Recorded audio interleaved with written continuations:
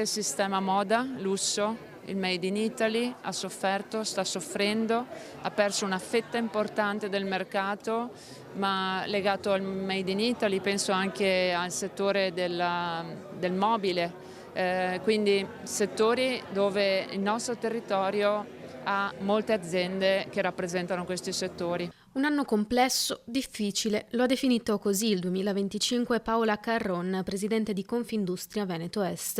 A essere in sofferenza tutti i comparti manufattorieri che contraddistinguono il territorio del Veneto. La nuova amministrazione Trump sicuramente ha influito con i dazi, che però si fa ancora fatica a capire quanto stanno pesando sulle nostre aziende, ma è la situazione geopolitica anche che preoccupa e che in qualche modo ha anche alimentato anche un aumento dei costi, e penso al costo dell'energia, dove siamo in attesa proprio di un decreto che possa aiutare le imprese. Transizione energetica e digitale, un mercato che corre veloce e a cui il mondo delle imprese e dell'industria si deve adeguare.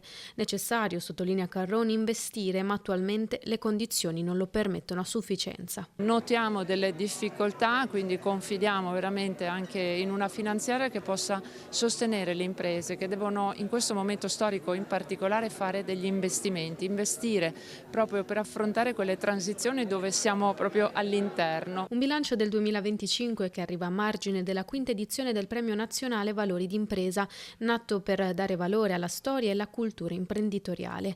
Vincitore quest'anno il direttore di Bloomberg South Europe con il racconto della storia fondativa di Prada. Raccontare i valori delle imprese per me è fondamentale in questo momento in cui molto spesso ci si dimentica dell'importanza degli imprenditori dell'impresa nel Veneto, per il Veneto e per quello che questa regione è diventata negli ultimi 50 anni. Un premio che noi come Confindustria Veneto Est sosteniamo. L'obiettivo è quello di dimostrare che alla base ci sono valori, ci sono radici profonde